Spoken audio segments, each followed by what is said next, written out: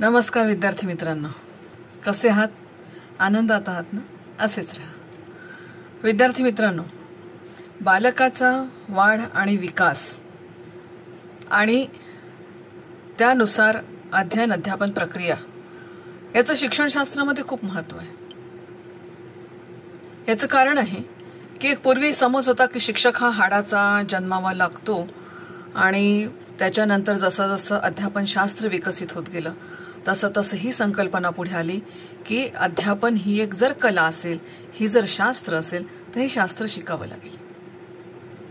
आणि मग ह्या शास्त्रामध्ये वेगवेगळे जे संशोधनं झाली, ज्या वेगवेगळ्या अभ्यास झाले, त्या सगळ्यांना अनुसरून काही तत्व या ठिकाणी तयार झाली, काही निष्कर्ष तयार झाले, काही सिद्धांत तयार झाले, त्यासाठी काही गृहीत परिस्थिती धरल्या गेली. आणि ह्या सगळ्यांचा विचार करता शिक्षणशास्त्र आता हे केवळ एक नुसतंच कला किंवा हाडाने जन्मावा लागतो अशा ह्या संकल्पनांना कुठेतरी आता फाटा मिळालेला आहे. आणि शिक्षण ही एक शास्त्र आहे आणि ती एक कला आहे. आणि कला आहे तर ती शिकावी लागेल. संगीत ही एक कला आहे. तुम्हाला अगदी सारेगमप पासून शिकावं लागेल. नृत्य ही एक कला आहे. वादन कला आहे. ड्रॉइंग कला आहे. पेंटिंग कला आहे. आता ह्या सगळ्या जर कला आहे तर याचं कुठेतरी शास्त्रशुद्ध ज्ञान हे सुद्धा आपल्याला घ्यावं लागतं. आणि त्यालाच अनुसरून शिक्षणशास्त्र ही जर कला आहे तर आता ह्या कलेचं एक शास्त्रशुद्ध ज्ञान प्राप्त करणं हे आवश्यक आहे. मग आता अध्यापन ही जर कला आहे आणि मला जर शास्त्रशुद्ध ज्ञान प्राप्त करायचं आहे तर मग आता मी काय केलं पाहिजे? त्याच्यामध्ये आहे की मी एक अध्यापक आहे आणि औपचारिक शिक्षणाच्या दृष्टिकोनातून जर मला स्वतःला तयारी करून घ्यायची असेल तर मला निश्चित माझ्या समोर असणाऱ्या विद्यार्थ्याला जाणून घेण्याच्या दृष्टिकोनातून त्याच्या सर्व संपन्न आणि सर्वांग परिपूर्ण असा अभ्यास मला त्या ठिकाणी करावा लागेल. आणि ह्या दृष्टिकोनातून जर विचार केला तर मग विद्यार्थ्यांचा वाढ आणि विकास हे महत्वाचं ठरतं. आता वाढ आणि विकासाच्या संदर्भामध्ये आपण बरंचसं विवेचन पाहिलं आणि त्यातून एक असा सारांश काढायचा झाला तर असं म्हणता येईल की वाढ ही जर संख्यात्मक असेल तर विकास हे गुणात्मक आहे. निश्चित दिशेने सुसंगत आणि प्रागतिक स्वरूपाचा होणारा जो बदल आहे, वाक्य पुन्हा लक्षात घ्या, निश्चित सुसंगत प्रागतिक स्वरूपात, ज्याला आपण प्रोग्रेसिव्ह स्वरूपात जो एक होणारा जो बदल आहे म्हणजे प्रोग्रेसिव्ह परमनंट चेंजेस, याला आपण विकास म्हणू शकतो. आणि शिक्षणाची पण परिभाषा तीच आहे. Progressive and permanent change in behaviour is education. जेव्हा तुम्ही शिक्षणशास्त्राचा अभ्यास करता आहात तेव्हा शिक्षणाची ही परिभाषा तुम्ही लक्षात घ्या की व्हॉट इज एज्युकेशन. तर education means permanent and progressive change in behaviour is education. माणसाच्या वर्तनात परिवर्तन होतो आणि हे परिवर्तन परमनंटली असतं. आज शिकलेलं गाडी चालवण्याचं जर स्किल मी शिकली असेल तर ते मी आयुष्यभर नाही विसरू शकत. हा, फार तर ते आणखी अपग्रेड होत राहील. जर मी एक छोटी गाडी 4 व्हीलर चालवायला शिकली असेल, माझ्यासमोर दुसरी एखादी 4 व्हीलर आली तर ती सुद्धा मी तेवढ्याच कौशल्याने चालवू शकेल, कारण 4 व्हीलर चालवण्याचं कौशल्य मी माझ्या अंगी बाळगलेलं आहे. संगीताची कला, संगीत जर शिकलं असेल तर कितीही व्यक्तीचं वय वाढू द्या पण संगीत कला त्याच्यामधून जात नाही. आजही गान कोकिळा या गान कोकिळाच आहेत. हे कौशल्य कधी जात नाही. आणि म्हणून अध्यापन शास्त्र शिकत असताना ह्या सगळ्या गोष्टी महत्वाच्या ठरतात. मग आता एकदा आपला अभ्यास झाला ना की वाढ आणि विकास म्हणजे काय, मग आता सगळ्या विवेचनावरून आपण एक निष्कर्षाप्रत आलेलो आहे की विकास म्हणजे सकारात्मक दिशेने क्रमशः असतो, तो सातत्याने निरंतर सुरू असतो. म्हणजे असं म्हणता येत नाही की कालपर्यंत माझा विकास इतका झाला, आज माझा आणखीन 5% विकास झाला असं समजून आज माझा 100% विकास झाला, दॅट इज इनफ. उद्यापासून आता माझा विकास होणे नाही. जेवढी अव्याहतपणे जीवन प्रक्रिया सुरू आहे तेवढीच अव्याहतपणे अध्ययन प्रक्रिया सुद्धा सुरू आहे, शिक्षण घेण्याची प्रक्रिया सुरू आहे आणि तेवढ्याच अत्यंत निरंतरपणे विकासाची सुद्धा प्रक्रिया सुरू आहे. कारण जीवन हा असा एक मित्रांनो असा शिक्षक आहे जो तुम्हाला क्षणोक्षणी शिकवत राहतो. अनुभव हा असा एक शिक्षक आहे जो तुम्हाला क्षणोक्षणी शिकवत राहतो. कितीतरी अनुभव येतात आयुष्यात, चांगले येतात, वाईट येतात, आनंदाचे येतात, दुःखाचे येतात, मानाचे येतात, अपमानाचे येतात, शीत अनुभव आहे, उष्ण अनुभव आहेत. म्हणून गीतेमध्ये सुद्धा म्हटलेलं आहे की स्थितप्रज्ञ कोण, तो सुखदुःखे समे कृत्वा लाभालाभौ जया जयौ. लाभालाभ, जया पराजय, जय पराजय, अनेक अनुभव माणसाला लाईफमध्ये येतात. आणि हा प्रत्येक अनुभव हा असा जर तुम्ही सोडून दिला तर तो अशैक्षणिक राहील. पण त्यातून माणसाला जे शिकायला मिळतं ना, तो अनुभव हा शैक्षणिक असतो. आणि ह्या दृष्टिकोनातून माणसाचं निरंतर शिक्षण चालत असतं. उदाहरणार्थ, तुम्ही रस्त्याने चालले आहात, तुम्हाला पायाला ठेच लागली. आता ठेच लागले म्हणून चालणं तर सोडून देत नाही माणूस. जाता जाता पडलो, पडल्यावर एक क्रिया घडते की आपण आजूबाजूला बघतो, कोणी मला बघतंय का, आणि आता कोणी बघत नाही, आता छान, आता मला कोणी बघत नाहीये. नॅचरल क्रिया असते. पण म्हणून चालणं सोडलं का आपण, की आता मला पडण्याची शक्यता जास्त वाटते, रस्ता हा जास्त खडतर आहे, मी आता चालत नाही, आता मी एका ठिकाणी बसतो. नाही, एका ठिकाणी बसवले आयुष्यभर तर व्हिटॅमिन डी ची डेफिशियन्सी निर्माण होईल आणि पुन्हा डॉक्टरांकडे धाव घ्यावी लागेल. नको वाटतं आता डॉक्टरचं नाव नाही नको वाटतं, कारण इतक्या विचित्र परिस्थितीतून आपण सगळेजण जातो.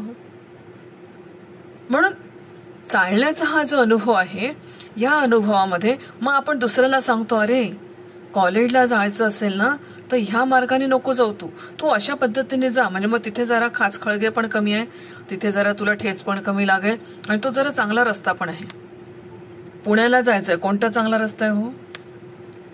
इथून मालेगाववरून जाऊ, तुम्ही तिकडून चिखलीवरनं जाऊ, तर म्हणे नाही, चिखलीचा रस्ता खराब आहे, तुमची गाडी उसळेल, तुम्हाला त्रास होईल, थकून जाल प्रवासामध्ये, तुम्ही इकडून जा मालेगाव वगैरे, मेहकर मालेगाव तिकडून जा. अच्छा, म्हणजे चालताना आपण चालणं सोडत नाही, पण जो रस्ता चांगला आहे हे आपल्याला कळलेलं आहे, किंवा जो रस्ता खराब आहे परंतु त्या खास खळग्यातूनही वाट काढत काढत कसं जायचं हे ज्याला कळलंय तो आपल्या ध्येयापर्यंत पोहोचल्याशिवाय राहत नाही. आणि म्हणून एक चांगला अध्यापक व्हायचं असेल तर ह्या सगळ्या टप्प्यांमधून आपल्याला जावं लागेल. आणि अध्ययन, माणसाचं अध्ययन आणि अध्ययनाच्या माध्यमातून विकास ही म्हणून एक क्रमशः प्रक्रिया आहे. क्रमशः तुम्हाला माहित असेल आपली लेखमाला सुरू असते. आज मी फेसबुकवर कालपासून एक छान लेखमाला सुरू केली आहे, जरूर वाचा तुम्ही.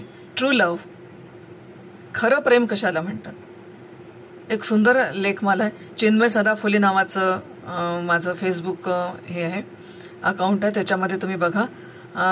कालपासून आजपासून सुरू केली. आज भाग मी दुसरा टाकलाय, त्याच्यात पहिला भाग काल राहून गेला म्हणून मग मी काही तो टाकला नाही, पण आज मी दुसरा भाग टाकलाय आणि आजपासून त्याचे जवळपास 20 भाग होतील. जरूर तुम्ही पहा. तुम्हाला सगळ्यांना प्रेम करायला खूप आवडतं. प्रेम हा माणसाचा स्थायी भाव आहे. मलाही आवडतं प्रेम करायला, सगळ्यांवर मी पण प्रेम करते. परंतु व्हॉट इज ट्रू लव्ह जरूर वाचा. तुम्हाला यंगस्टर्सची केलेली सगळी चर्चा आहे ती. आपल्याकडे चिन्मयानंद स्टडीज सेंटर आहे, तुम्हाला माहिती आहे. या चिन्मयानंद स्टडीज सेंटरमध्ये जेव्हा सगळे यंगस्टर्स ची चर्चा व्हायची तो हा विषय घेऊन जी चर्चा केली त्या चर्चेला अनुसरून ते सगळं विवेचन आहे. जरूर आहे का, क्रमशः आहे. म्हणजे ज्या ठिकाणी एक मुद्दा संपतो तिथून दुसरा मुद्दा सुरू होतो आणि ती सिरीज क्रमशः सुरू राहते. विकासाची प्रक्रिया आहे, क्रमशःच आहे. आता ही प्रक्रिया सुसंगत पण आहे. ज्या व्यक्तीमध्ये विसंगत विकास घडतो त्या व्यक्तीचं व्यक्तिमत्व असं विभाजित व्यक्तिमत्व, ज्याला आपण म्हणतो ब्रोकन पर्सनॅलिटी, तयार होते. ब्रोकन पर्सनॅलिटी, मग कधी मानसिक प्रॉब्लेम्स खूप येतात त्याला. वरवर दिसायला तो तुम्हाला खूप छान वाटतो, पण एक विशिष्ट प्रसंग असा त्याच्या आयुष्यात येतो की तसे प्रसंग जर वारंवार आले तर तो म्हणजे बियॉन्ड कंट्रोल होऊन जातो. याचं कारण त्याचा सुसंगत विकास नाही झालेला. सुसंगत विकास म्हणजे काय की शरीराच्या स्तरावर, मनाच्या स्तरावर, बुद्धीच्या स्तरावर समान विकास होणे, त्याच्यामध्ये समन्वय येणे, त्याच्यामध्ये समतोलता येणे. कसं? मला चहा घ्यायला खूप आवडतो, सगळ्यांनाच आवडतो, पण आता घडलं असं की मला मनाच्या स्तरावर लाइकिंग्स आणि डिसलाइक्स हे मनाच्या स्तरावर असतात. चहा मला आवडतो, मनाच्या स्तरावर एक झालं की चहा आवडतो. बुद्धीच्या स्तरावर निर्णय झाला की मला आत्ताच्या आत्ता चहा प्यायचा आहे. चहा आणला सुद्धा समोर, गरम गरम चहा आणला, चहाचा कप समोर ठेवला, पण लक्षात आलं यार सकाळपासून खूप ऍसिडिटीचा त्रास होतोय मला. समोर चहा दिसतोय, बाहेर थंड मस्त वातावरण आहे, वाफाळलेला चहा आहे, आवडीचा चहा आहे, अद्रक घातलेला चहा आहे, परंतु ऍसिडिटी झाली. पॉसिबल नाही होणार, चहा घेणं हे पॉसिबल होणार नाही. मग हा जो विकास आहे शरीर, मन आणि बुद्धी याचा समतोल व्हायला पाहिजे. मला शारीरिक स्तरावर चहाचा आनंद मिळायला पाहिजे, मला मानसिक स्तरावर चहापासून सुख झालं पाहिजे, आणि चहा हा मला माझ्यासाठी योग्य आहे हा माझ्या बुद्धीच्या स्तरावरही निर्णय झाला पाहिजे. योग्य नाही बरं का, पण ठीक आहे, तर उदाहरण द्यायचं म्हणून हा माझ्या बुद्धीच्या स्तरावर निर्णय झाला पाहिजे. म्हणून या तीनही स्तरावर जेव्हा एक कृती समान पद्धतीने कार्यरत ठरते तेव्हा त्या ठिकाणी आपण म्हणतो विकास हा समतोल विकास झालेला आहे. आणि असा समतोल विकास ज्यांचा ज्यांचा होतो त्याचं आउटपुट असतं की त्याचा आध्यात्मिक विकास झाल्याशिवाय राहत नाही. मग आता मला जर ऍसिडिटी होत असेल तर माझ्या बुद्धीने मला निर्णय दिला पाहिजे की तू चहा पिऊ नको. मग बुद्धीने जर मला निर्णय दिला की तू चहा पिऊ नको तर माझ्या मनाला त्याचं वाईट पण वाटलं नाही पाहिजे. मग आता पुन्हा उलटा विचार करून पहा, पुन्हा 3 स्तरावर मी एकत्र आले की नाही. शरीर मला साथ देत नाहीये, बुद्धीने मला पॉझिटिव्ह निर्णय दिलेला आहे की येस डोंट ड्रिंक टी, आणि मन म्हणतंय की ठीक आहे नाही घेतला चहा तू तर मी काही दुःखी होणार नाही, नको घेऊ, तुझ्या शरीराला त्रास आहे ना, नको घेऊ. म्हणजे माझ्या व्यक्तिमत्वातले शरीर, मन आणि बुद्धी हे तीनही घटक हातात हात घालून ज्या वेळेस चालतात त्या क्षणाला हा विकास हा सुसंगत विकास होतो. सुसंगत विकासाची संकल्पना लक्षात घ्या. असा सगळा जेव्हा विचार आपल्या समोर येतो तेव्हा लक्षात येतं की मग आता हा विकास प्रागैतिक आहे की तुम्हाला अपयशाकडे आणि एक ज्याला म्हणतो की प्रगतीच्या म्हणजे अपयशाच्या गर्तेत नेणार आहे. आता चहाचं एक दुसरं उदाहरण घेऊया. आपल्याला चहा एक खूप प्रगतीचा विकास आहे अशातला भाग नाही. दुसरं उदाहरण घेऊ, शरीर मन बुद्धीच्या स्तरावर अभ्यासाचा विचार घेऊ. मी अभ्यास करून मला IAS ऑफिसर व्हायचं आहे, मला MPSC UPSCच्या एक्झाम्स द्यायच्या आहे असा निर्णय ज्या दिवशी बुद्धीने दिला त्या दिवशी मनाने कौल दिला की येस मला आवडेल तू असं काही केलं तर. मग शरीर म्हणतं की ठीक आहे तुम्हाला दोघांना पटलंय ना, मग आता मी सुद्धा तुम्हाला साथ देईल. मग अव्याहतपणे मी तो अभ्यास करतच राहतो. पण एका क्षणी असं येतं की बुद्धी एक वेगळं डिसिजन आपल्याला देते आणि बुद्धी म्हणते की आता या ठिकाणी तुझी जी संगत आहे ना ती संगत अतिशय सुंदर आहे, जमा लो. मग व्यक्ती, यंगस्टर्स, विशेषतः यंगस्टर्स किंवा माणूसच म्हणूया आपण, एक वेगळ्या मार्गाला जायला प्रारंभ करतो. आतापर्यंत जोपर्यंत तो अभ्यास करत होता शरीर मन बुद्धीच्या स्तरावर त्याला सकारात्मकता त्याच्यामध्ये होती, सकारात्मक क्रिया तो करत होता, तोपर्यंत त्याची प्रगती होती.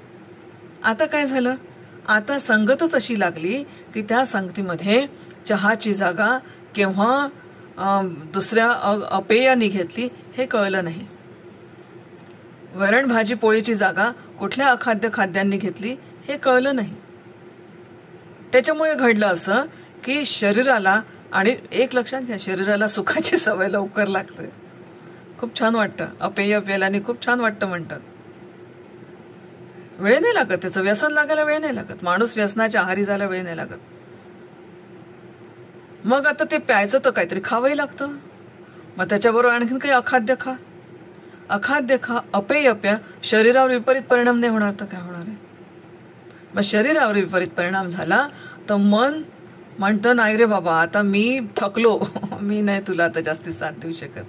माझ्या सुखाची संकल्पना आता अभ्यासाकडून माझ्या अखाद्य अपेयाकडे माझ्या सुखाचा आलेख किंवा सुखाची दिशा वळती झाली. आणि मग बुद्धीने सांगितलं की येस, अभ्यास विभ्यास सब कुछ झूठ, चलो. हा मार्ग चांगला आहे. आता हा मार्ग मला प्रगतीकडे नेणारा आहे की हा पहिला मार्ग मला प्रगतीकडे नेणारा होता? शरीर मन बुद्धी तेच आहे, ते बदललेले नाही आहेत. माझ्या शरीरात माझंच मन आहे, माझ्या शरीरात माझीच बुद्धी आहे. परंतु बाहेरचे जे स्टिम्युलस मला मिळतात, ह्या स्टिम्युलसच्या आधारे माझं मन आणि माझी बुद्धी हे केव्हा कुठेतरी चालली जाईल. आणि मन तर इतकं आहे की संकल्प विकल्पात्मक मनाहा असं म्हटलं जातं. सतत सतत घडी घडी विघडे हा निश्चयोन, सतत सतत खेळ करत राहत आपल्याशी. आता एक आवडेल, उद्या एक आवडेल, परवा एक आवडेल, नाही नाही ते काही बरोबर नाही, नाही नाही आता मला आजकाल हे आवडायला लागलं, नाही मॅडम मला ना आजकाल चहा प्यायला नाही आवडत, मी आजकाल सरबतच पिते फक्त, नाही नाही मला ना आजकाल फक्त मसाल्याच्याच भाज्या आवडतात, नाही नाही मला ना आजकाल अभ्यास करायला आवडतो. काही दिवसांनी आवडीनिवडी बदलत राहतात. माणसाच्या आवडीनिवडी बदलल्या की शरीराच्या सवयी बदलून जातात आणि त्याच्यानुसार बुद्धीचे निर्णय सुद्धा मग बदलत जातात. आणि मग कधी कधी बुद्धीचे बदललेले निर्णय माणसाला प्रगतीकडे नेतं, कधी कधी बुद्धीचे बदललेले निर्णय माणसाला अधोगतीकडे नेतं. पण विकास हा सतत सतत वरची चढत जाणारी प्रक्रिया आहे. आणि म्हणून ही चढत जाणारी प्रक्रिया असल्यामुळे आपल्याला तळघरात जायचं नाहीये, आपल्याला एक एक मजला चढायचा आहे. एक एक मजला चढायचा आहे तर माझ्या विचारांना, माझ्या शारीरिक सवयींना, माझ्या बुद्धीला योग्य एक एक सोपान हा उद्दिष्टाप्रत जाण्यासाठी उपलब्ध करून देणे ही विकासाची प्रक्रिया आहे. लक्षात ठेवा. तुम्हाला जिना मिळेल असं नाहीये, प्रत्येक वेळेस आयता जिना उपलब्ध होईल असंही नाही. आपल्या शिड्या आपल्याला बांधाव्या लागतात. कधी कधी चढायचं 10 मजले असतं, लिफ्ट बंद असते, जिना दिसत नाही, कुठे माहित नाही. ही क्षमता पाहिजे की आपलं स्वतःची शिडी आपल्याला बनवून आपल्याला वर चढता आलं पाहिजे आणि आपलं ध्येय गाठता आलं पाहिजे. रुसो नावाचा एक तत्वज्ञ होता. रुसोने सांगितलं होतं की अभ्यास करण्यासारखं पुस्तक कोणतंच नाहीये, एकच पुस्तक आहे, ते म्हणजे रॉबिन्सन क्रुसो. रॉबिन्सन क्रुसो हा दर्यावर्दी होता आणि त्यांनी काय केलं, दर्यावर्दी असताना त्यांनी म्हणजे ज्याला आपण म्हणूया की तो निघाला प्रवासाला आणि सोबत काही नव्हतं, परंतु प्रवासाला निघाला, अंगात म्हणजे काही जे वस्त्र असतील ते, पुढे चालून त्यांनी स्वतःच्या हिमतीवर स्वतःचं बेट तयार केलेलं आहे आणि त्या बेटावर तो त्याने एक वस्ती बसवलेली आहे. हे उदाहरण दिलं रुसोनी. पण आपल्या तत्वज्ञानात सुद्धा किंवा आपल्याच्यात असे अनेक लोक आहेत ज्यांनी स्वतःची शिडी स्वतः बनवली, त्यावर ते चढले, तिथून त्यांनी जग तर पाहिलंच, परंतु जगाला सुद्धा ते दिसले की अरे आतापर्यंत खाली होता, आता एवढा वर कसा काय गेला, काय होतं. अब्दुल कलामांचं एक मला फार आवडतं की नेहमी तुमच्या पावलाशी तुम्हाला कधीही गुलाबाच्या पाकळ्या मिळणार नाही, पायघड्या तुम्हाला मिळणार नाही. हा, पण निसर्गाने देवाने आपल्याला एक देणं दिलेलं आहे, पावलापुरता प्रकाश आपल्याला दिलेला आहे. तेवढा प्रकाश जरी आपल्याला दिसला ना तरी पाऊलवाट आपल्याला चालता येते. किती छान आहे या संकल्पना. आणि म्हणून विकासाची जी संकल्पना आहे ही विकासाची संकल्पना प्रागतिक स्वरूपाची संकल्पना आहे. म्हणून निश्चित दिशेने क्रमशः आणि प्रागतिक स्वरूपात जी क्रिया घडते किंवा जो बदल घडतो त्याला आपण म्हणतो विकास.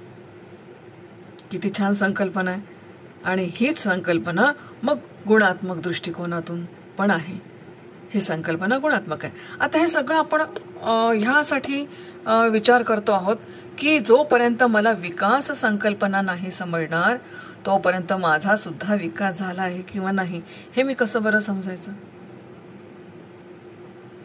मग आता त्याचे निकष मला हे करावे लागतील. Second Semla understanding the self नावाचा विषय आहे. 19 तारखेपासून त्यांचं वर्कशॉप सुरू होत आहे 10 दिवसाचं. अतिशय सुंदर डिझाईन केलं आपल्या विद्यापीठाने ते वर्कशॉप.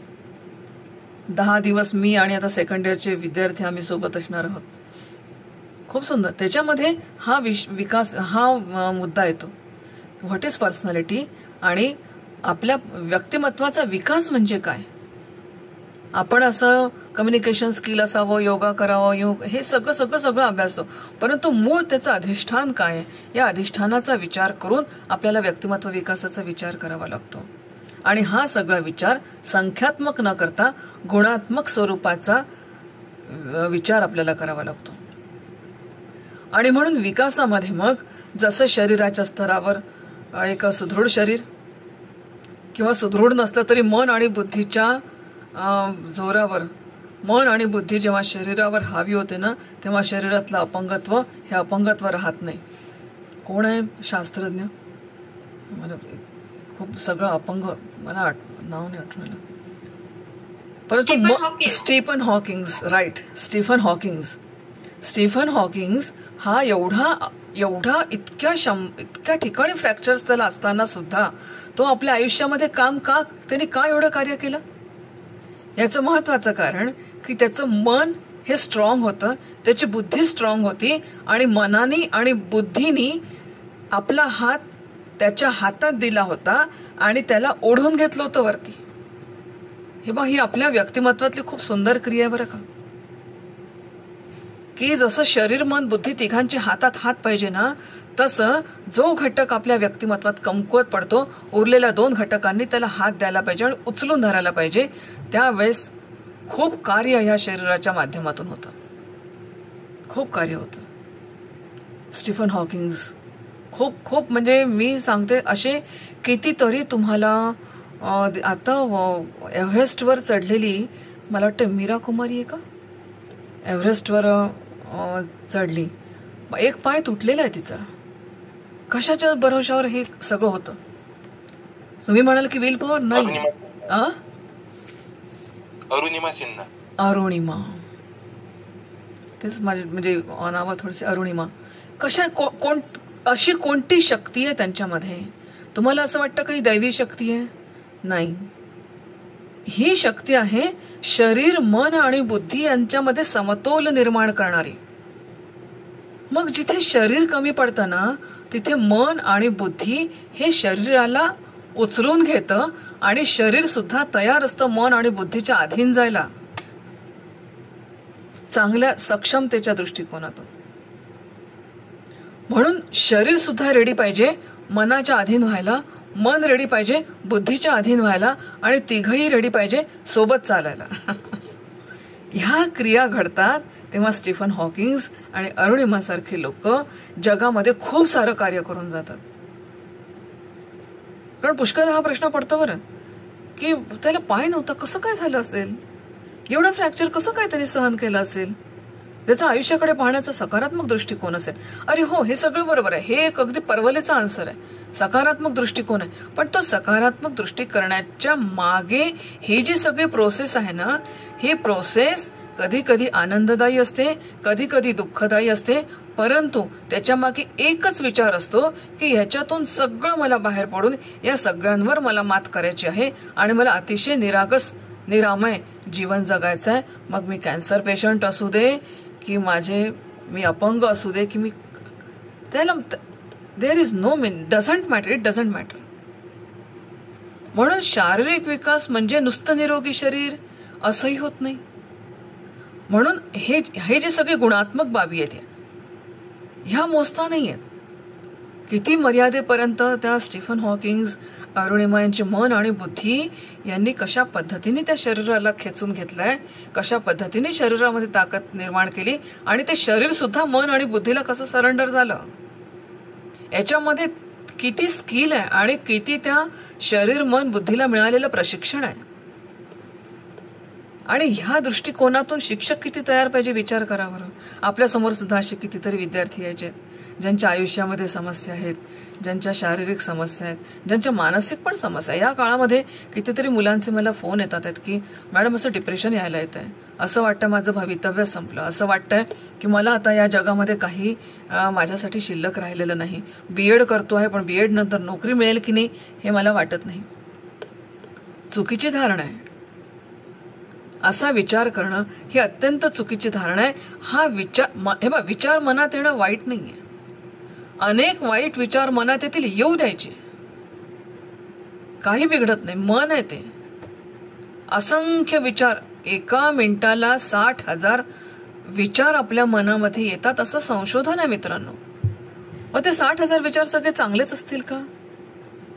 आणि वाईटही विचार आले त्याच्यामध्ये काही मनाला लागून घेण्यासारखं काय नाही की अरे माझ्या मनात हे वाईट विचार काय येतात आहेत. मन आहे ते, येईल वाईट विचार. पण त्या विचारांमधून नेमकी कोणत्या गोष्टी निवडायच्या हे तर माझ्या हातात आहे ना, हे कोणाच्याच हातात नाही.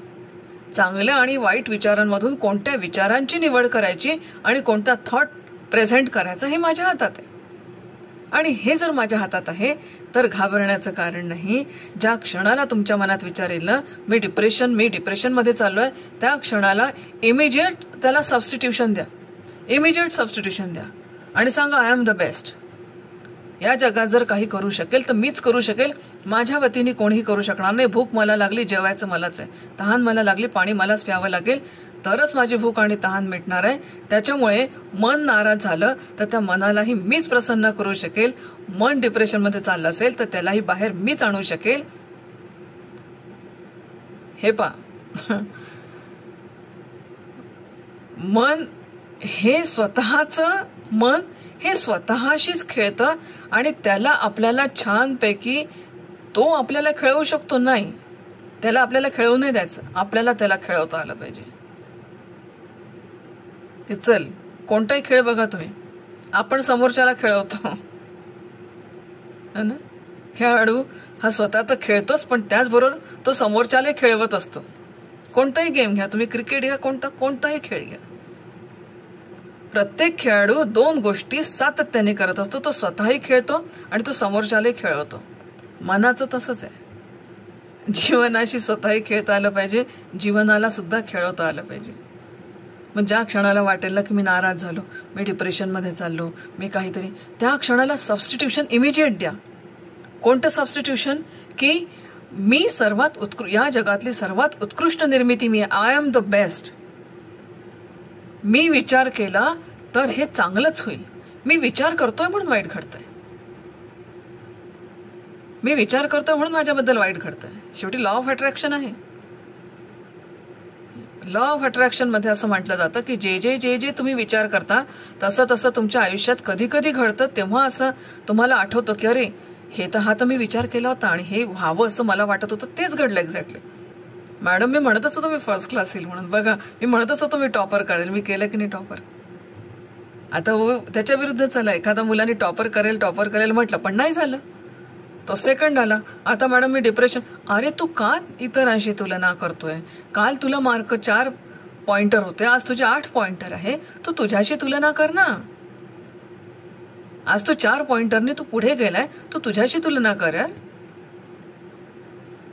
किती तुझी प्रगती झाली आज. इतरांशी तुलना करून काय?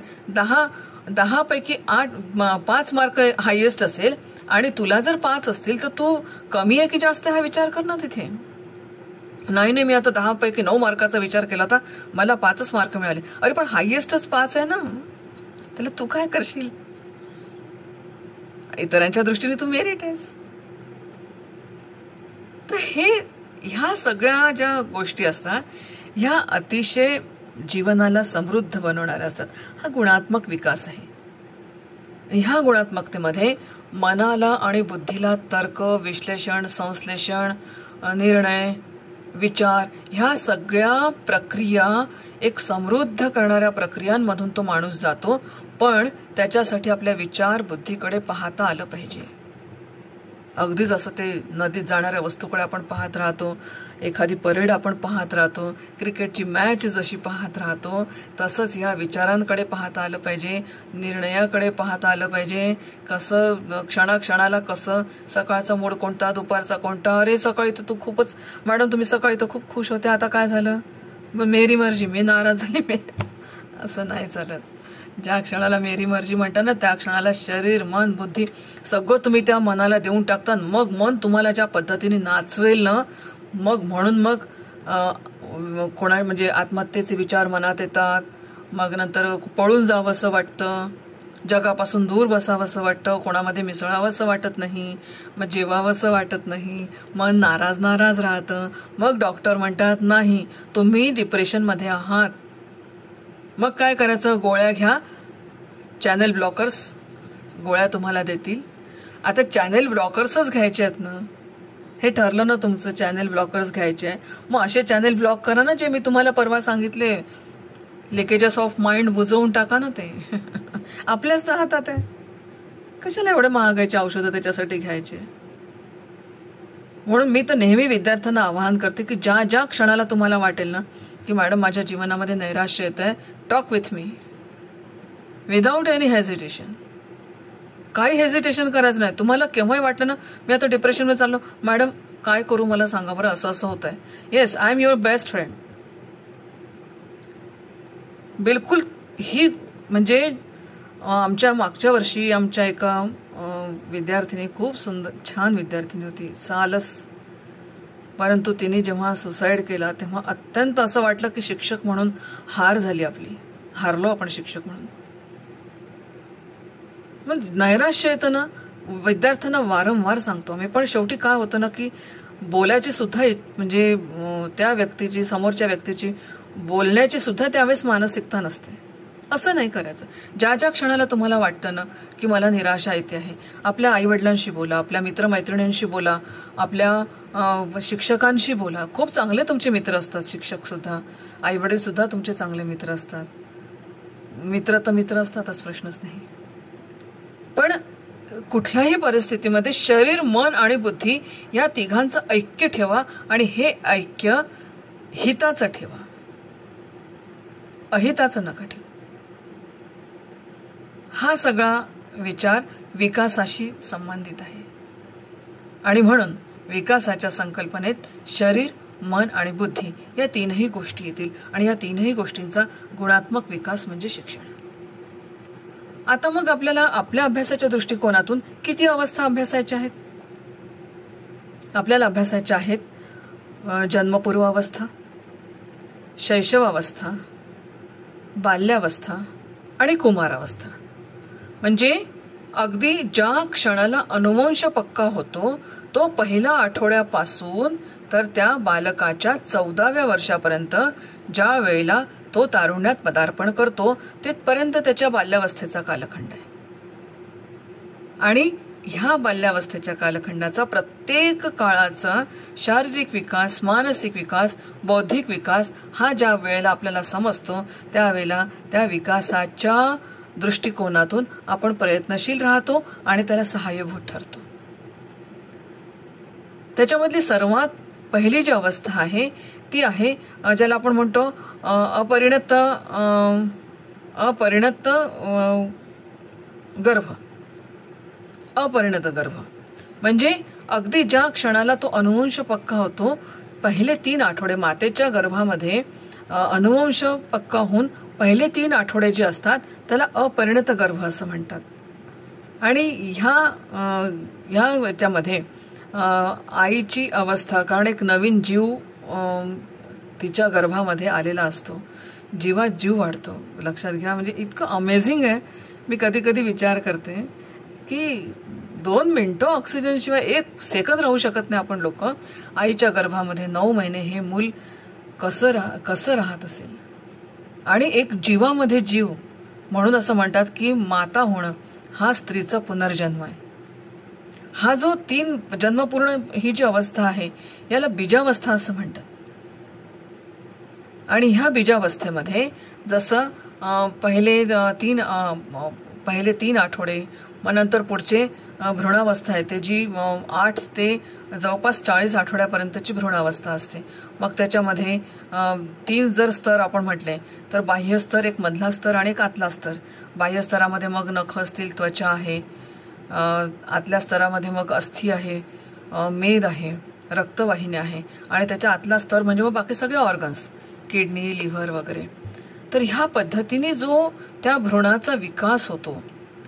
आणि एवढंच नाही तर त्या भ्रूणाची जी मातेच्या उदरामध्ये जी हालचाल सुद्धा सुरू होते. तर ह्या याच्यामध्ये हा अनुभव फक्त मातेलाच माहीत असतो, इतर कोणाला हा अनुभव माहीत नसतो. आणि बरोबर माता सांगू शकते. एक मी छान तुम्हाला एक अनुभव सांगते की एक मागच्या वर्षी अंडरस्टँडिंग द सेल्फ ही कार्यशाळा सुरू होती. आणि या कार्यशाळेमध्ये हॅपीनेस नावाचा एक मुद्दा माझा सुरू होता. एक टॉपिक आहे त्याच्यामध्ये, हॅपीनेस हा टॉपिक सुरू होता. आणि एक आपली विद्यार्थिनी, जिला नुकताच काहीतरी 7वा किंवा 8वा महिना लागला असेल, ती विद्यार्थिनी तिथे होती. आता ते माझं वर्कशॉप म्हणजे कसा आनंदाचा भाग असतो सगळा. 8 ते 10 दिवस कसं असतं की वर्गातली अरेंजमेंट वेगळी असते. छान असं एक गोलाकार सगळे टेबल खुर्च्या मांडून वेगवेगळ्या ग्रुप्सनी बसलेले असतात. त्यांच्या तिथे त्यांना सांगितलेलं असतं की मस्त पाण्याच्या बाटल्या तिथे मध्ये ठेवायच्या, खाण्याचं साहित्य मध्ये ठेवायचं. आणि खाता खाता मस्त एन्जॉय करता करता तुम्ही हा पूर्ण वर्कशॉप अटेंड करायचा. आता अशा याच्यात ती विद्यार्थिनी बसली आणि हॅपीनेस हा चालू असताना ती वर्गाच्या बाहेर चालली गेली. आणि वर्गाच्या बाहेर चालली गेली तर माझ्या याच्यामध्ये केबिनमध्ये आली, शांततेने बसली. मला काय वाटलं की हिला काहीतरी प्रॉब्लेम क्रिएट होतोय.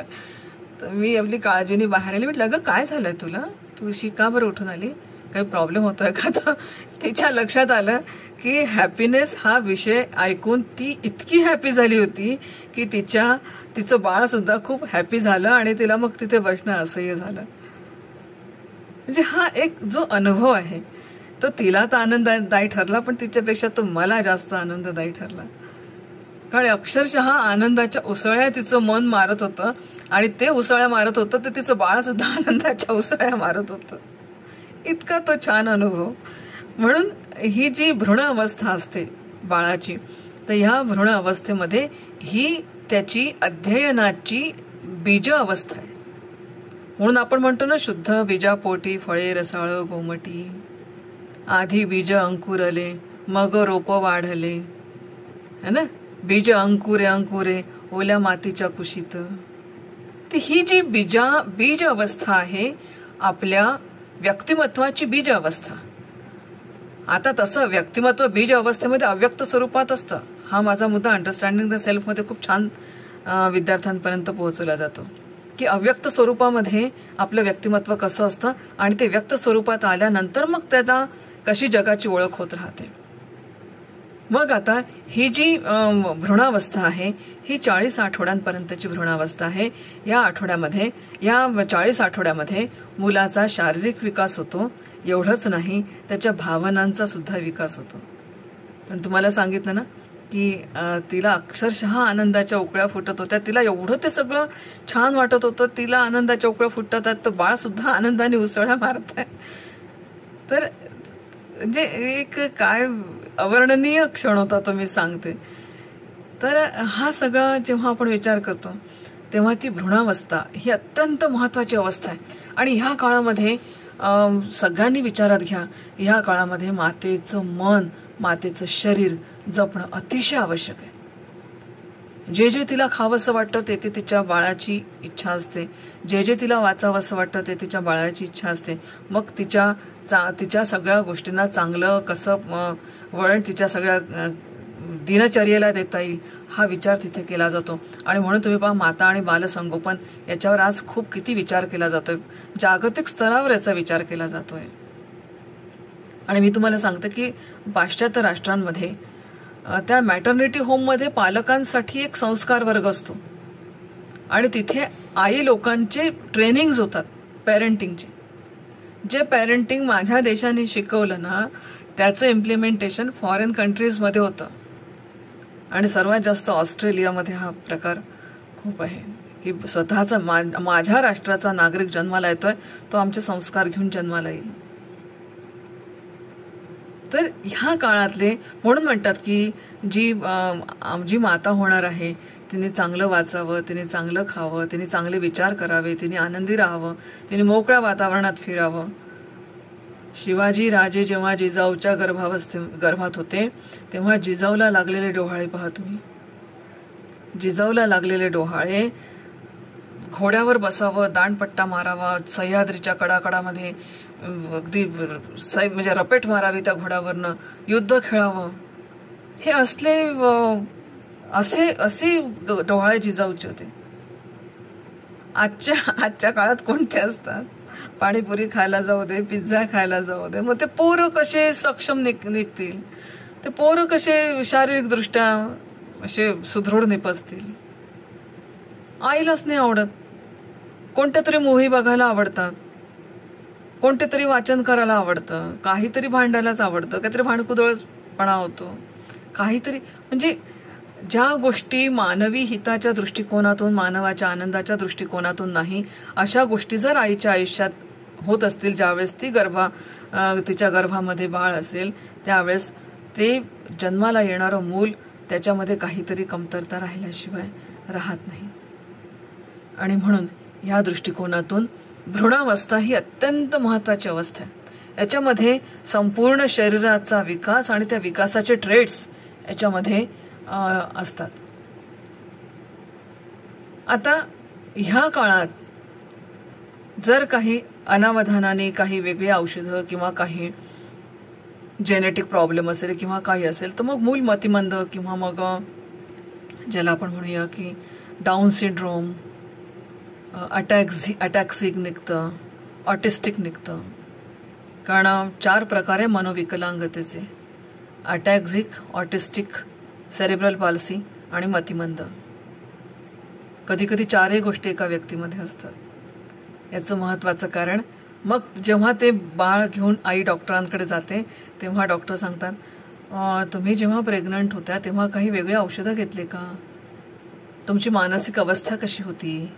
तुमच्या कुटुंबामध्ये याच्या आधी असं कधी झालंय का? कारण ते शोध घेतात की जेनेटिक्समध्ये आहे का काही, किंवा या आईने जे अनुभव घेतले त्याच्यामधून. मित्रांनो, ह्या गोष्टी खूप महत्वाच्या आहे आणि याच्याबद्दल आता खूप चर्चा होणंही महत्वाचं आहे. कारण मी तुम्हाला कालच सांगितलं 10 मध्ये 1 मूल असं निघतंय म्हणून. ह्या हेल्दी चर्चा व्हायला पाहिजे याच्याबद्दल.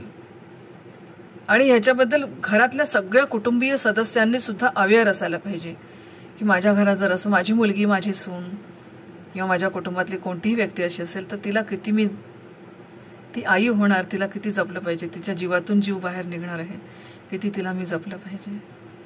तर हा सगळा जो भाग आहे भ्रूणावस्था ही अतिशय महत्वाची आहे. म्हणून जेव्हा केव्हा एखादा विद्यार्थी हा ॲबनॉर्मल बिहेव करतो ना, तेव्हा त्याच्या कुठेतरी कुटुंबापर्यंत तुम्ही पोहोचा आणि तिथे आईशी चर्चा करून त्याला तुम्ही ठरवा की हा मूल असा का वागतोय, उगाच तो तसा वागतो म्हणून त्याला शिक्षा कर, त्याला मारझोड कर, तू बदमाश आहे, तू मूर्ख आहे, तू वाईट आहे. नाही, मुलांना वाईट तर कधीच म्हणू नका. ते युजलेस नाही आहेत. आपण म्हणतो यू आर युजलेस. नो, ते यूज, त्यांना यूज करा चांगले दिवे, चांगले व्हेसल्स लावण्यासाठी. म्हणून त्यांचा उपयोग आहे ज्ञानाचे दिवे लावण्यासाठी. ते युजलेस नाही आहे. They are not useless. इतकं सांगण्यासारखं आहे ना, इतके विचित्र सगळी परिस्थिती आजही आपण बघतोय ना. पटकन म्हणून जातो आपण एखाद्याला, तुला काय समजतं, तुला काय अक्कल आहे, तुझं कुठे लक्ष आहे? नाही, हे जे हर्टिंग असतं ना आयुष्यामधलं, हे कुठे काय माणसाला करायला लावेल नाही सांगू शकत आपण. Don't hurt anybody. तुम्ही चांगल्या पद्धतीने माणुसकीच्या नात्याने बोलू शकता त्याच्याशी. भ्रूणावस्था ही म्हणून आईच्या मनाला धक्का लागला तर ते बाळाच्या मनाला धक्का लागतो ना.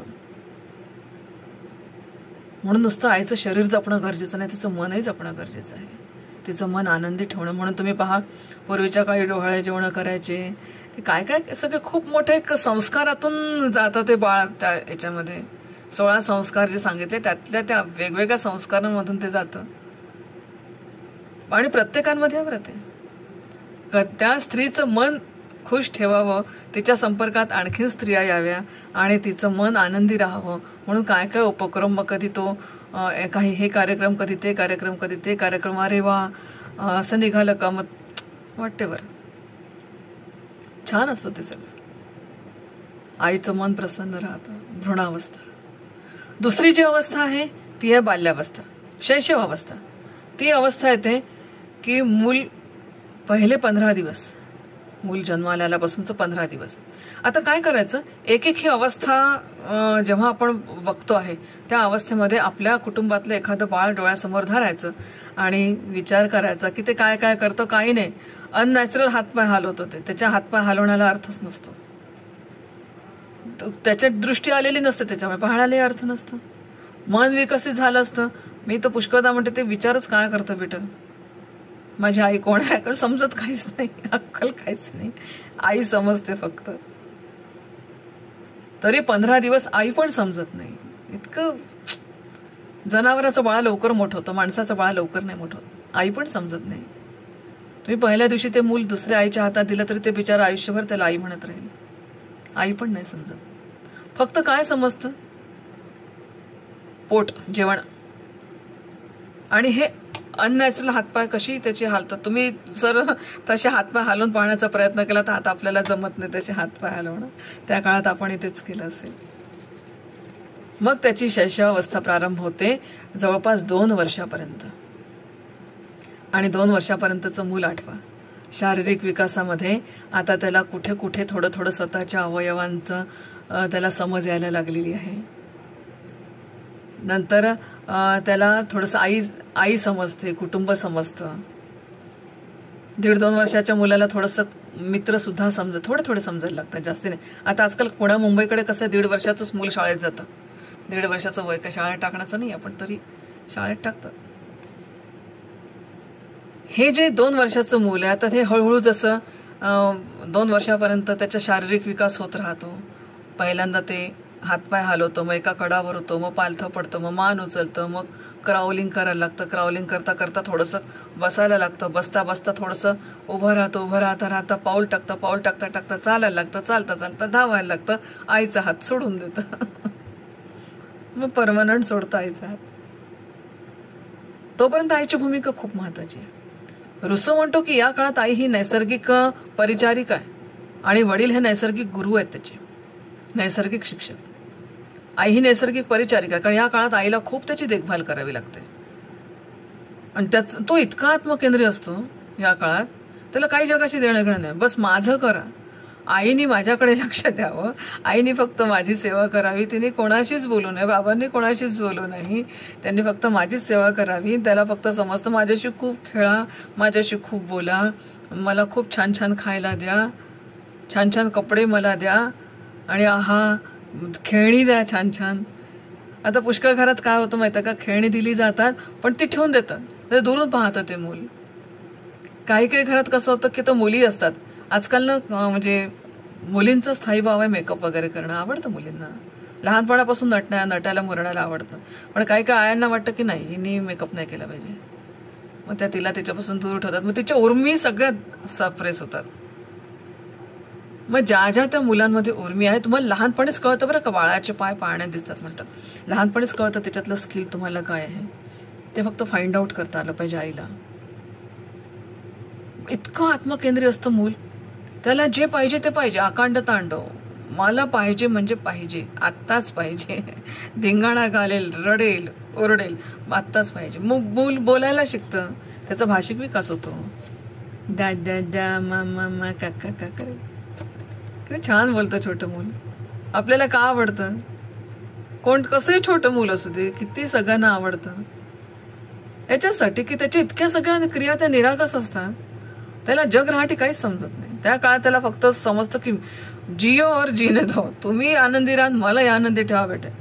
आई वडील भांडायला लागलं तर मूल घाबरून जातं.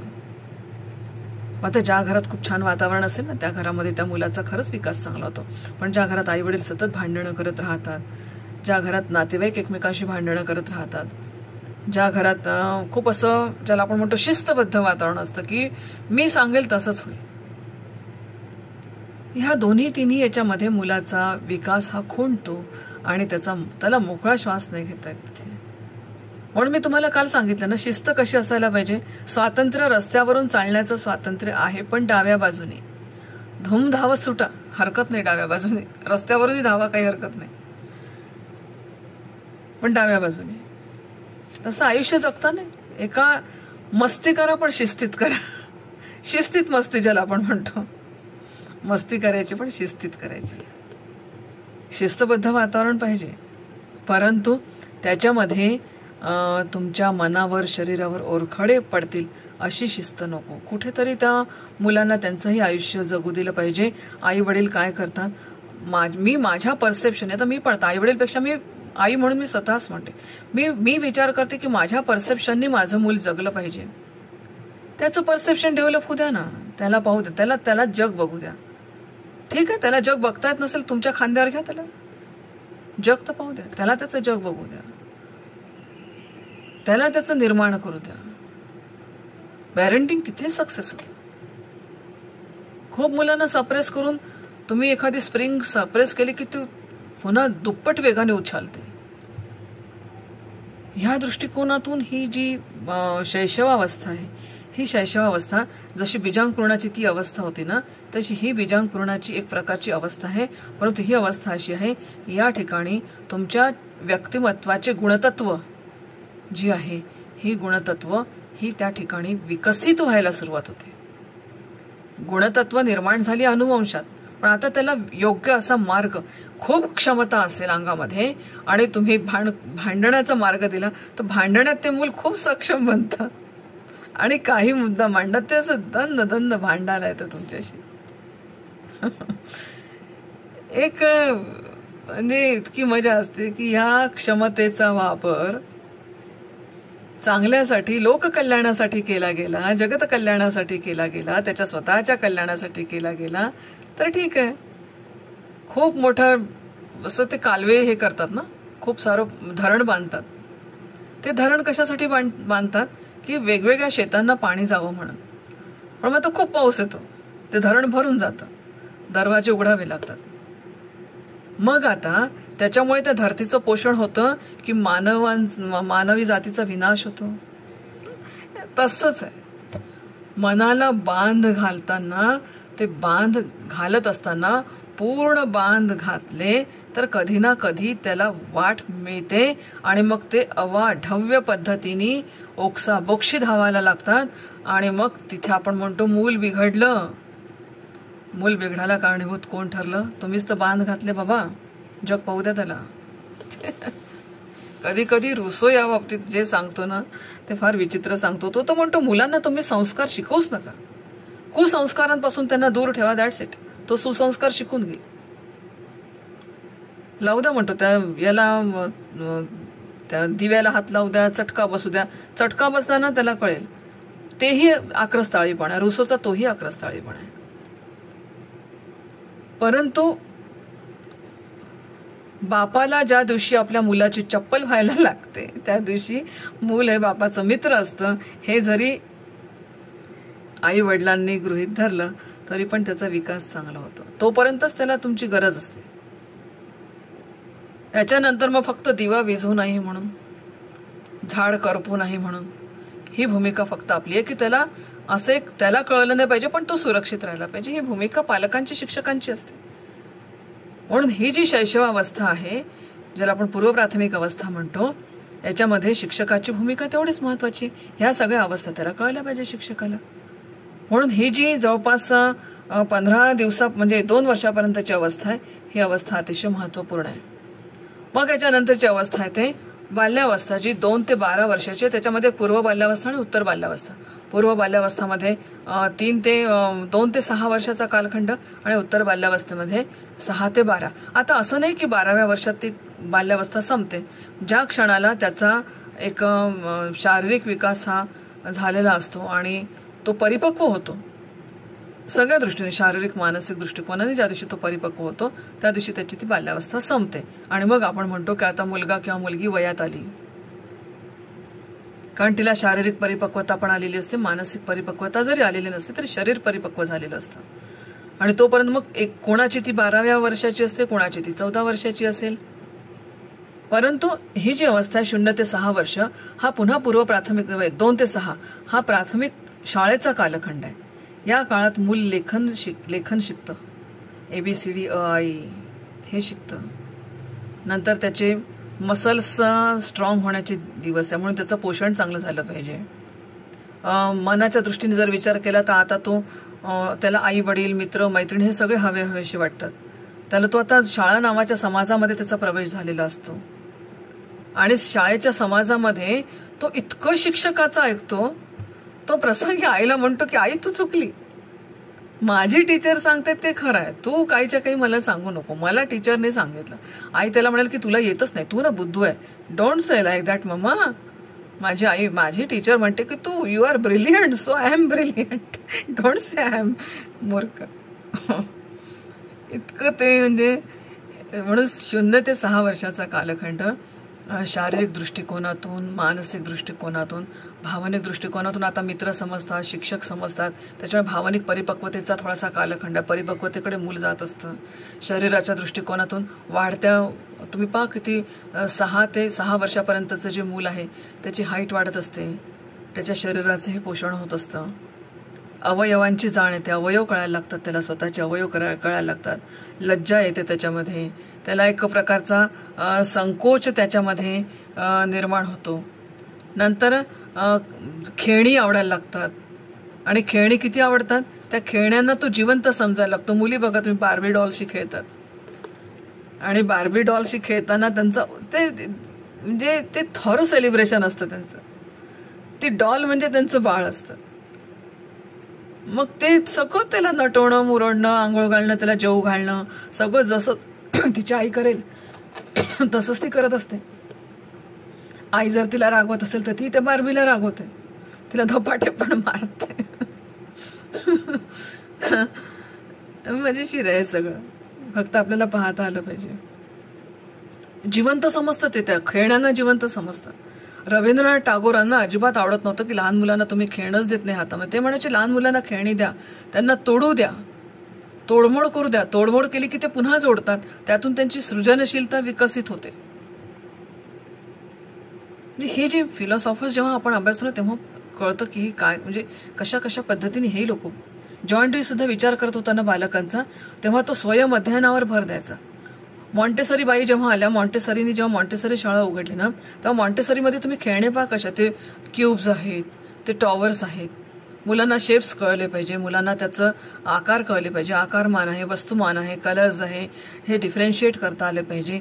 या दृष्टिकोनातून हे मॉन्टेसरी, प्री प्रायमरी हे सगळं एज्युकेशन खूप महत्वाचं आहे. म्हणून हा एक जो कालखंड आहे पूर्व बाल्यावस्था, हा खूप महत्वाचा कालखंड आहे. आणि उत्तर बाल्यावस्थामध्ये 6 ते 12 वर्ष म्हणजे आता प्राथमिक शिक्षणाचा कालखंड. आणि या प्राथमिक शिक्षणाच्या कालखंडात आता वेगवेगळ्या विषयांचा परिचय त्याच्याशी व्हायला लागतो. त्याला गणित समजतं. मग ह्याच काळात त्याला समजलं पाहिजे की मी गणित का शिकावं, 1 + 1 2च का होतात, 2 + 2 4च का होतात. ह्या गणिताचं माझ्या जीवनाशी काही संबंध आहे का, त्याचा विज्ञानाशी संबंध होतो, माझ्या आयुष्याचा काही संबंध आहे का त्याच्याशी, त्याचा इतिहासाशी संबंध येतो. त्याला राष्ट्र ही संकल्पना समजायला लागते, त्याला देश समजतो, त्याला झेंडा समजतो, त्याला जनगणमन म्हणता येतं. हाच तर काळ आहे त्यांच्यामध्ये राष्ट्रप्रेम भरण्याचा. त्यांना सांगता आलं पाहिजे मी जेव्हा झेंड्याला सॅल्यूट करतो तेव्हा मी माझ्या राष्ट्राला सॅल्यूट करतो, हे त्यांना सांगता आलं पाहिजे. ह्या सगळ्या गोष्टींचा विचार केला तर बालकाचं हे जे वय आहे उत्तर बाल्यावस्था, या उत्तर बाल्यावस्थेमध्ये तो 12 वर्षाचा जवळपास मला वाटतं 12 वर्षापर्यंतचं त्याचं वय हे उत्तर बाल्यावस्थेचं आहे. आणि मग 12 वर्षापासून त्याची कुमारावस्था सुरू होते. ही कुमारावस्था याचा अभ्यास आपल्याला थोडासा नंतर करायचा आहे. पण कुमारावस्था जी सुरू होते ही कुमारावस्था म्हणजे वयाच्या 12व्या वर्षापासून तर 20व्या वर्षापर्यंत. आणि अत्यंत ज्याला आपण म्हणतो स्ट्रेस अँड स्ट्रेन, अत्यंत वादळी अशांततेचा कालखंड. कारण मूल या काळामध्ये मूल वयात येतं, मुलगी वयात येते, मुलगा वयात येतो, शरीरामध्ये खूप परिवर्तन होतात. शारीरिक परिवर्तनाशी तो आता आजकाल सगळे सोशल मीडिया इतका पॉवरफुल आहे की हे सगळं मुला-मुलींना माहीत असतं आजकाल. परंतु त्याच्यातही काही मुलं मुली असतात की ज्यांना माहीत नसतं, पण तरीही शरीरात जे बदल होतात त्याच्यामुळे तो गोंधळून जातो. हे काय होतं आहे, जगासमोर यायची लाज वाटते, जगासमोर स्वतःला प्रेझेंट करण्याची लाज वाटते, मुलांमध्ये आवाज बदलत असतील तर त्यांना त्याची लाज वाटते. ह्या सगळ्या गोष्टी, संकोचाचा कालखंड हा सुरू होतो. आणि एकीकडे खूप स्वतःला आता मी तरुण झालो, आता मी मोठा झालो असा समजतो. मोठे मुलं म्हणतात तू अजून लहान आहे, आता तो कुठे मिसरूड फुटलं तुला, हो आमच्यापासून दूर. त्याच्यामुळे धडना तो मोठा, धडना तो छोटा, तो अशा उंबरठ्यावर आहे. आणि तो उंबरठ्यावर असल्यामुळे त्याचा हा कालखंड वादळी अशांततेचा कालखंड आहे. हा ॲडोलसन्स एज आहे आणि ही 20 वर्षापर्यंत जवळपास वादळी अशांततेचा कालखंड आहे. त्याच्यानंतर मात्र मग प्रौढावस्था स्टार्ट होते. ह्या सगळ्या अवस्थांचा अभ्यास आपल्याला करणं हे खूप महत्त्वाचं ठरतं. आज आपण या ठिकाणी थांबू. तुमचा दिवस आजचा आनंदात जाओ. ह्या सगळ्या गोष्टीचा विचार करा, आपापल्या पद्धतीने हा सगळा विचार करा आणि मन सुदृढ, बुद्धी निश्चयात्मक आणि शरीर सक्षम असं करण्याचा प्रयत्न करा. आणि ह्या तीनही गोष्टींमध्ये सुसंवाद निर्माण प्रस्थापित करण्याचा प्रयत्न करा. बघा, आपलं जीवन आनंदी होईल. सर्वांना शुभेच्छा. Have a good day.